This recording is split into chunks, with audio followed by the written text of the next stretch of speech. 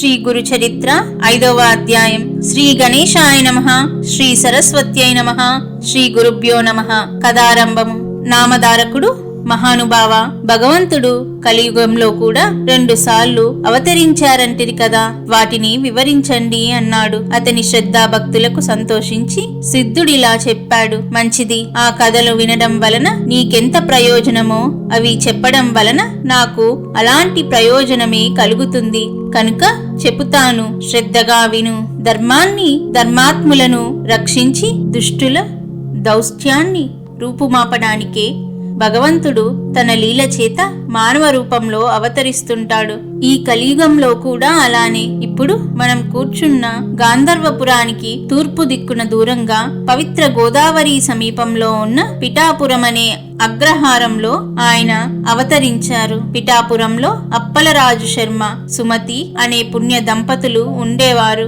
వారు బ్రాహ్మణులు, ఆపస్తంభ శాఖకు చెందినవారు, దత్తభక్తులు. వారికి ఎందరో పిల్లలు పుట్టారు, కాని అందరూ చనిపోగా 2 మాత్రమే బ్రతికారు. వారిలో ఒకడు కుంటివాడు, మరొకడు గుడ్డివాడు. తర్వాత కూడా 2 పిల్లలు పుట్టి చనిపోయారు. నిత్యము భిక్షకై వచ్చే వారిని శ్రీ దత్త రూపాలుగా భావించి వారు భిక్ష సమర్పించేవారు. ఒక అమావాస్య నాడు వారింట్లో బ్రాహ్మణులను పిలిచి శ్రాద్ధ కర్మ ప్రారంభించారు.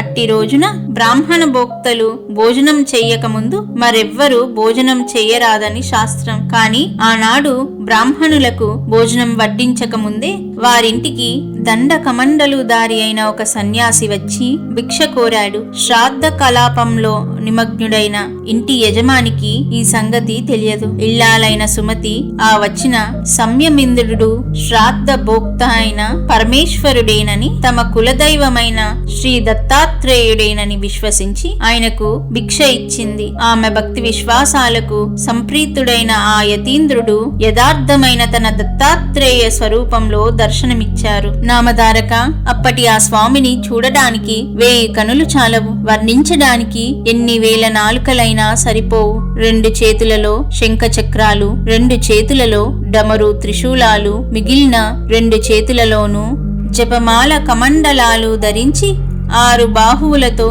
3 ముఖాలతో స్వామి వెలిగిపోతున్నాడు.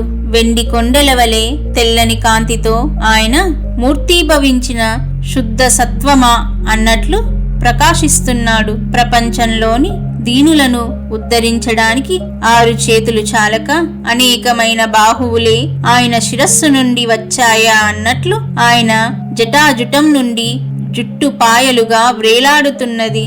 ఆ తల్లి సుమతీదేవి తన జన్మ సార్థకమయ్యేలా ఆ అమృతమూర్తిని ఒడలెల్లా కళ్ళు చేసుకొని ఆ కనులతోనే పానం చెయ్యసాగింది.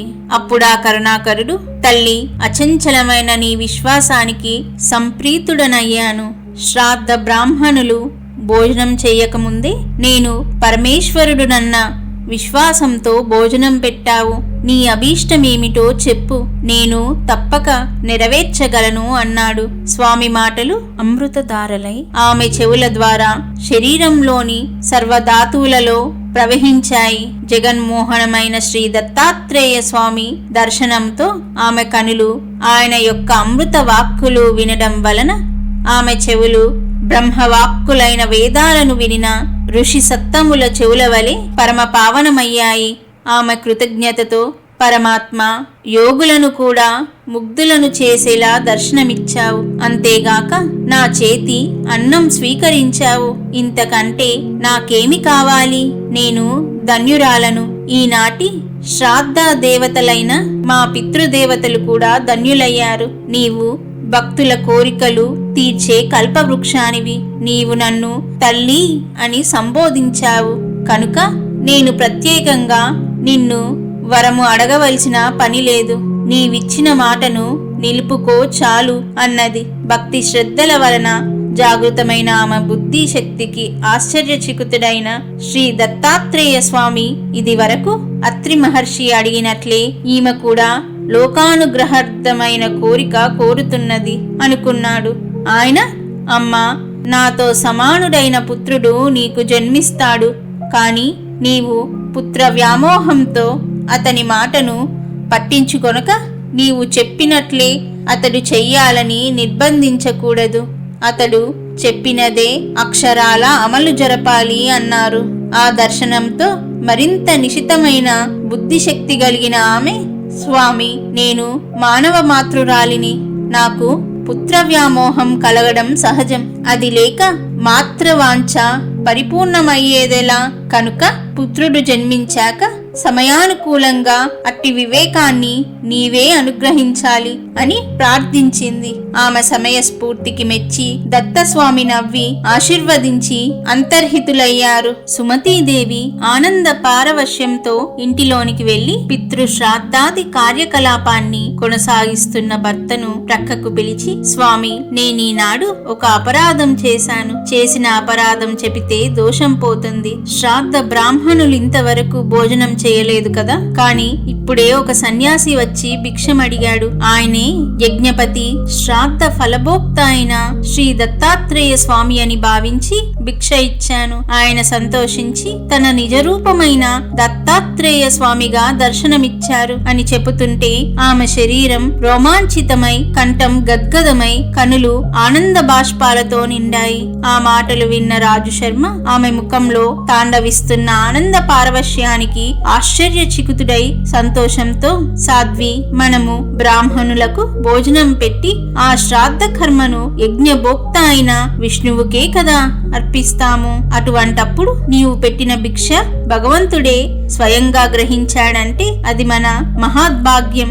అది కేవలం నీ విశ్వాస ఫలమే. నీవు చేసిన ఈ మంచి కార్యం వలన నీవే కాక అందరము కృతార్థులమయ్యాము. శ్రీ దత్తాత్రేయ స్వామి మధ్యాహ్న సమయంలో అనేక రూపాలలో భక్తులను ఉద్ధరించడానికై అతిథి వలె సంచరిస్తుంటాడని విన్నాము. ఆచరణలో జరిగిన లోపం వలన అతిథి ఆకలితో తిరిగిపోతే సాక్షాత్తు ఆ శ్రీహరే తిరిగిపోయినట్లు నీవు చేసిన పని ఎంతో కళ్యాణకరమైనది అని ప్రశంసించాడు. అప్పుడు ఆ పరమసాధ్వి తనకు స్వామి వరమిచ్చిన సంగతి వివరంగా చెప్పింది. రాజు శర్మ ఆనందభరితుడై, కళ్యాణి, నీవు మన వంశానికి ప్రపంచానికి కూడా మంగళకరమైనదే కోరావు. నేను ధన్యుణ్ణి అని ఆమెను మనసారా అభినందించి మిగిలిన శ్రాద్ధ కలాపాన్ని యథావిధిగా పూర్తి చేశాడు.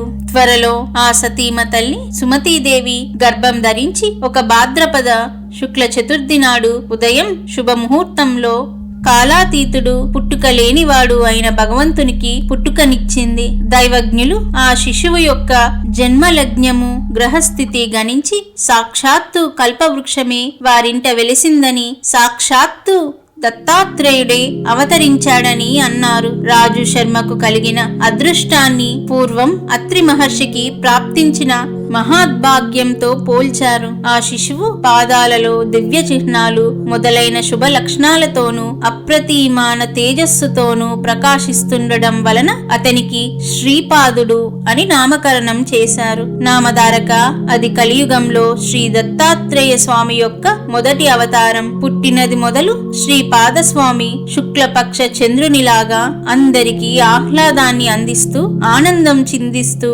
ముద్దులు మూటగడుతూ పెరిగి 8 ఏళ్ల వాడయ్యాడు. అతని ముద్దు ముచ్చటలు తల్లిదండ్రులకే గాక ఆ ఊరి వారందరూ తనివి తీరా అనుభవించారు. అతని పాదస్పర్శతో ఆ ఊరు, అతని జననము, బాల్య జీవితాల వలన ఆ పవిత్ర గోదావరి ప్రాంతము ఎంతో ధన్యత పొందాయో చెప్పతరమా. 8వ ఏట అతని తల్లిదండ్రులు ఒక శుభ ముహూర్తంలో అతనికి ఉపనయనం చేశారు. సామాన్యంగా అటు తర్వాత వటువును తగిన గురువు వద్ద అధ్యయనం చేయిస్తే కాని వేదం రాదు. కాని ఈ శ్రీపాదస్వామి తనకు ఉపనయనమైన మరుక్షణమే శిష్యులకు వేద పాఠాలు చెప్పి వెనుక శ్రీ దత్తాత్రేయ స్వామి సుమతీదేవికి ఇచ్చిన మాట యథార్థమని నిరూపించుకున్నాడు. ఇది ఆ భగవంతుడికి తప్ప వేరొకరికి సాధ్యమా? ఇలా శ్రీపాదుడు 16 ఏండ్ల ప్రాయము గలవాడయ్యాడు. ఇంతలో రాజు శర్మ తన కుమారునికి వివాహం చెయ్యాలని కన్యాన్వేషణ చెయ్యసాగాడు. అది తెలిసి ఒకనాడు శ్రీపాదస్వామి తండ్రితో, నాయనా, నీవు నాకు వివాహం చేయడానికై తగిన కన్య కోసం అన్వేషించనవసరం లేదు. సర్వ శుభ లక్షణాలు కలిగి నాకు తగిన కన్య సిద్ధంగా ఉన్నది.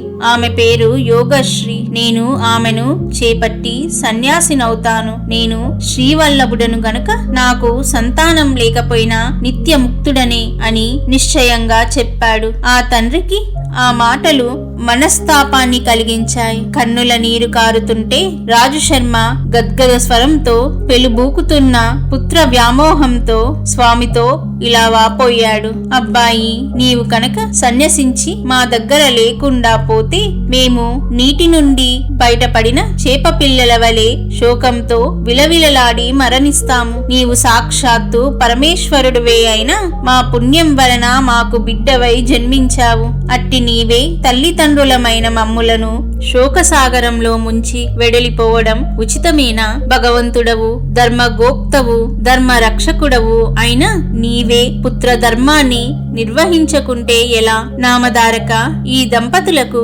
శ్రీపాదస్వామియే గాక కుంటివాడు గ్రుడ్డివాడు అయిన మరి 2 కొడుకులున్నారు కదా. రాజుశర్మ ఆ ఇద్దరిని శ్రీపాదస్వామి వద్దకు తెచ్చి, నాయనా, నిన్ను స్మరించడం చేతనే సంసార బంధం తొలగిపోతుంది. కాని అవిటివారైన నీ సోదరులిద్దరిని చూచినప్పుడు మాత్రం మాకు మరలా ఈ సంసార బంధాలు పెనవేసుకుంటాయి. వీరితో మా గతి ఏమి అని దుఃఖించాడు. సుమతీదేవి కూడా పరులకు వస్తున్న దుఃఖం అణుచుకుంటూ శ్రీపాదుణ్ణి సమాధానం కోసం ఎంతో ఆర్తితో ఎదురు చూచింది. వారి బాధను గుర్తించిన శ్రీపాదస్వామి అన్నలిద్దరిని తన అమృతహస్తంతో స్పృశించాడు. సంజీవిని స్పర్శ చేత చనిపోయిన వారికి ప్రాణం వచ్చినట్లు స్వామి స్పర్శ చేత తక్షణమే వారిద్దరూ పాద నేత్రావంతులై సుందర సుకుమారమైన రూపాలతో ప్రకాశింపసాగారు. సర్వతంత్ర స్వతంత్రుడు, సకల జగనీయామకుడు అయిన భగవంతుని మహిమకు సాధ్య సాధ్యాలు లేవు. ఈ అద్భుత సన్నివేశం కనులారా చూచిన ఆ తల్లిదండ్రులకు శ్రీపాదుడు కేవలం తమ పుత్రుడన్న భ్రాంతి పటాపంచలయింది. అతడు లేని చోటే లేదు గనక అతడు తమ దగ్గర లేకుండా పోతున్నాడన్న వ్యామోహం అంతరించింది. ఈ ప్రపంచమంతా తన సంతానమే అయినా ఆ ప్రభువును తమ పుత్రుడని భ్రమించి ఇంటి కట్టి పెట్టుకోనడం అపరాధమని తోచి సుమతీదేవి స్వామినిలా ప్రార్థించింది. ప్రభు, నీ మాయ చేత నీవు నా పుత్రుడవని భ్రమించాను. నీకు పాలిచ్చి పెంచడం వలన నీవు సర్వలోకాలను పాలించే జగన్మాతకు ప్రభువు అన్న సంగతి మరచాను. అనంత కోటి బ్రహ్మాండాలు నీ అందే ఇమిడియున్నాయి. నా భ్రాంతి తొలగించు. అప్పుడు ఆయన తన యథార్థ రూపాన్ని తల్లికి మరొకసారి దర్శింపచేశాడు. ఆ దివ్య మనోహర మంగళ సుకుమార సుందరమూర్తి ఆమె చూస్తుండగానే కోటి సూర్యుల కాంతితో, కోటి చంద్రుల చల్లదనంతో, చూచేవారి దేహాలలోని ప్రతి అణువును అమృతంతో ముంచివేసేలా దర్శనమైంది. అప్పుడు స్వామి అన్నాడు, అమ్మా, నీవిప్పుడు దర్శించిన రూపాన్ని నిరంతరము ధ్యానిస్తుండు. త్వరలో నీవు ఈ అజ్ఞానాంధకారాన్ని దాటి నా సాయుధ్యం పొందగలవు. ఈ కొడుకులిద్దరూ 100 ఏండ్లు సుఖంగా జీవించి మిమ్ములను భక్తితో సేవిస్తారు. వీరికి విద్య, సంపద, కొడుకులు, మనుమలు అన్నీ పుష్కలంగా సమకూరుతాయి. వీరు కూడా లోకవంద్యులవుతారు. ఆ సోదరులిద్దరూ శ్రీపాదస్వామిని భక్తితో స్తుతిస్తుంటే వారితో ఆయన, మీరు తల్లిదండ్రులను ప్రత్యక్ష దైవాలుగా భావించి సేవించి తరించండి, నేను సన్యసించాలి అని చెప్పి తన తల్లిదండ్రులకు 3 ప్రదక్షిణం చేసి వారి అనుజ్ఞ తీసుకొని వెంటనే సన్యసించి పాదచారి అయి ద్వారక, కాశీ, బృందావనము మొదలైన క్షేత్రాలు దర్శిస్తూ బదరి వెళ్లి అటు తర్వాత గోకర్ణ క్షేత్రానికి చేరాడు. అక్కడ మహాబలేశ్వర లింగ రూపంలో సాక్షాత్తు శంకరుడే నివసిస్తుంటాడు. ఆ లింగాన్ని ప్రతిష్ఠించిన వారు గణేశ్వరుడు. ఆ క్షేత్రం సజనులకు నెలవు. అందువలననే ఆ క్షేత్రాన్ని సజనులను ఉద్ధరించడానికే శ్రీపాదస్వామి అక్కడకు వెళ్లారు అని సిద్ధుడు చెప్పారు.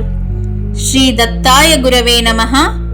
శ్రీ శ్రీపాద శ్రీ వల్లభాయ నమః. శ్రీ నరసింహ సరస్వత్యై నమః.